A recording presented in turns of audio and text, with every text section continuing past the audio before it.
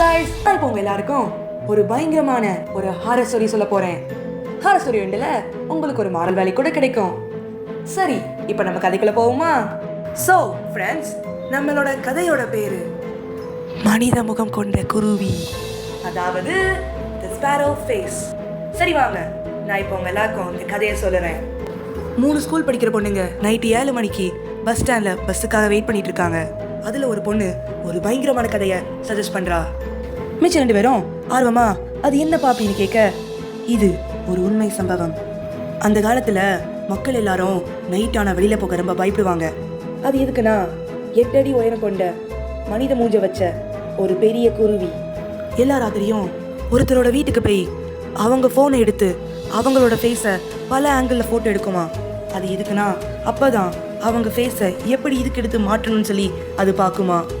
இப்படி நிறைய பேரை காலி பண்ணிட்டு அது உங்க வீட்டுக்கு வந்துச்சுன்னா நீங்க என்ன பண்ணுவீங்க அப்படின்னு அந்த பொண்ணு கேட்க, மிச்சம் 2 பேரும் பயங்கரமா சிரிச்சிருக்காங்களாம்.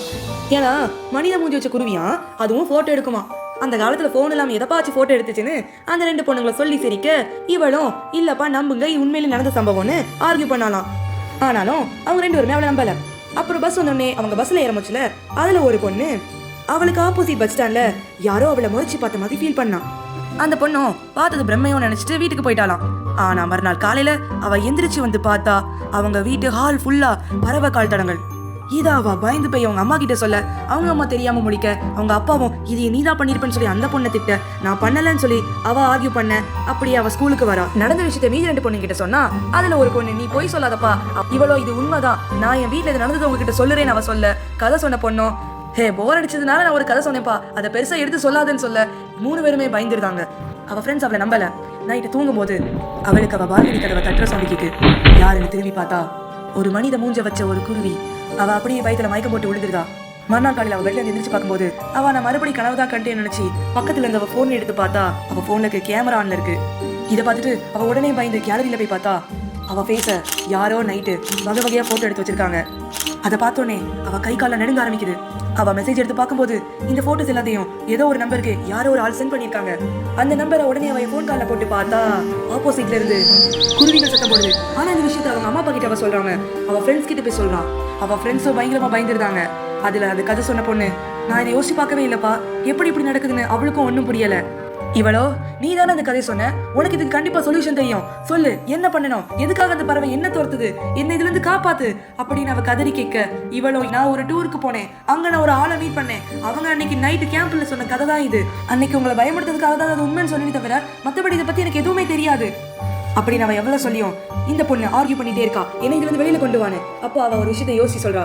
அந்த காலத்து மக்கள் அந்த பறவையை தங்களை விட்டு தள்ளி வைக்கிறதுக்காக உங்களோட வீட்டை சுத்தி மிருகங்களை வளர்ப்பாங்களாம், அதுவும் முக்கியமா கோழிகளை. அந்த ஸ்பேரோ ஃபீட் வராதுன்னு அவங்க எல்லாரும் நம்பினாங்களாம். இதை அவ சொன்னே, இதை கண்டிப்பா நான் பண்ணேன்னா அந்த ஸ்பேரோ ஃபீட் என் வீட்டுக்கு இனிமே வராதுன்னு அந்த பொண்ணு சந்தோஷத்துல அவ வீட்டுக்கு போய் அவங்க அம்மா அப்பா கிட்ட எதுவுமே சொல்லாம அவளே ஒரு கோழி எடுத்துட்டு வந்து வீட்டுக்கு வெளியில வச்சு கொஞ்சம் கோழி ரத்தத்தையும் தூவி போட்டு அவ அன்னைக்கு நைட் நிம்மதியா தூங்குறாளாம். நடுராத்திரி அவ ரூம் பால்கனில இருந்து ஒரு வினோதமான சத்தம். அவ மெதுவா போய் விண்டோ ஸ்கிரீனை திறந்து பார்த்தா அந்த ஸ்பேரோ ஃபேஸ் அந்த கோழியை அப்படியே கடிச்சு சாப்பிடுறத பார்த்தா. அந்த ஸ்பேரோ ஃபேஸ் அவளை அப்படியே திரும்பி பார்க்குது. இவ பயத்துல அம்மா அப்பான்னு அலறி அப்படியே கீழே விழுந்துருதா. உடனே அவ அம்மா அப்பாவும் பொண்ணு கத்துற சத்தத்தை கேட்டு அவ ரூமுக்குள்ள வந்து பார்க்க இவ கீழே கிடந்து அலறிட்டு இருக்கா. என்னம்மா என்னாச்சுன்னு அவங்க அப்பா கேட்க, அது பால்கனில இருக்குது. அவங்க அப்பாவும் கதவை திறந்து பார்த்தா அங்க எதுவுமே இல்லை. அவ அது ஸ்பேரோ ஃபேஸ், அதுக்கு என் ஃபேஸ் வேணும் அப்படின்னு அவ சொல்ல, அவங்க அம்மா அப்பாவும் உனக்கு என்னமா ஆச்சு, நீ நல்லா தானே இருக்கேன்னு அவங்க அம்மா அப்பா அவளை பார்த்து முழிக்கிறாங்க. ஏன்னா வெளியில தொலைச்சிருக்க அந்த ரத்தத்தையும் கோழியும் பார்த்துட்டு தன் பொண்ணுக்கு ஏதோ ஆயிடுச்சுன்னு பயந்துருக்காங்க. மறுநாள் ஸ்கூல்ல அந்த கதை சொன்ன பொண்ணை பயங்கரமா திட்டுறா. உன்னாலதான் இதெல்லாம் நடந்துச்சு, உன்னால என்ன என் உயிரே போயிருக்கும்னு அவ சொல்ல, இவளோ இப்படி நடக்கும் நான் எனக்கு கனவா கண்டேன்னு அவ சொல்ல 2 பேருக்குள்ளயும் பயங்கரமா சண்டை நடக்குது. ஒரு கட்டத்துல இந்த பொண்ணு கதை சொன்ன பொண்ணை தள்ளி விட்டுருதா. இதை பார்த்துட்டு அடுத்த பொண்ணு வந்து, போதும் நிறுத்து, நீ சொல்றது எதுவுமே உண்மை கிடையாது, அன்னைக்கு காலைல இந்த குருவி சவுண்டை நாங்க கேட்கல, உன்னோட ஃபேஸையும் நாங்க பார்க்கல, புரிஞ்சிக்க அப்படின்னு அவ சொல்ல, இவ்வளவு நாள் நீங்க நம்மள மாதிரி நடிச்சீங்களான்னு சொல்லி அவங்க எல்லாரும் மேலே கோவப்பட்டு அந்த இடத்த விட்டு கிளம்புறா. ஆனா அன்னைக்கு ராத்திரி அவங்க அம்மாவோட பாட்டிக்கு உடம்பு சரியில்லைன்னு அவங்க அம்மா கிளம்பி போயிட்டாங்க. அவங்க அப்பாவும் வேலைன்னு வீட்டுக்கு வர ரொம்ப லேட் ஆயிட்டு நைட்டு வீட்டுல தனியா இவ மட்டும் இருக்கிறா. அவ ஃப்ரெண்ட்ஸ் கூட சண்டை போட்டதால அவங்களே அவளால கூப்பிட முடியாது. இந்த வாட்டி ராத்திரி அவ நைட் தூங்க போறா. அப்போ அதே மாதிரி அவ வீட்டு பால்கனி கதவை யாரோ தட்டுறாங்க. ஆனா இந்த வாட்டி இது ஒரு பிரம்ம, நான் நம்ப மாட்டேன் தன்னைத்தானே அவ சொல்லிட்டு பார்க்கும்போது அந்த சத்தம் அமைதியாகுது. இதுல அவர் பிரம்ம தான் அப்படின்னு அவர் சந்தோஷப்பட்ட அடுத்த நிமிஷம் ஒரு சத்தம், இல்ல இது உண்மை அப்படின்னு அந்த கண்ணாடியை உடைச்சிட்டு அந்த ஸ்பேரோ ஃபேஸ் உள்ள வருது. இதை பார்த்து அவள் அலறி அடிச்சுட்டு அவள் ஹாலுக்கு ஓடுறா. அந்த ஸ்பேரோ ஃபேஸ் அவளை பின்னாடியே தொடர்ந்துட்டு வேகமாக வருது. அவள் பயந்து என்னை விட்டுருன்னு சொல்ல அது வேகமாக வந்து உனக்கு இருக்கிற அந்த அழகான ஃபேஸை ஏன்ட்ட கொடுத்துரு, உனக்கு அது தேவையில்லை. அது வேகமாக அவளை நோக்கி வருது. பயத்தில் கத்தியை கையில் எடுத்து வச்சு அதை நோக்கி நீட்டிட்டு இருக்கா. அதுவும் இந்த கத்தியை வச்சு நீ என்ன பண்ண போற, கொல்ல போறியா, உன்னால முடியாதுன்னு அது சொல்ல அந்த கத்தியை பார்த்து அவள் பழைய ஒரு விஷயத்தை ஞாபகம் வச்சுட்டு நான் மூஞ்சில ஒரு பெரிய கோடை அவளே கீக்கிறா. மறுநாள் ஹாஸ்பிட்டல்ல அவள் ஃபேஸில் பெரிய கட்டு போட்டிருக்கு.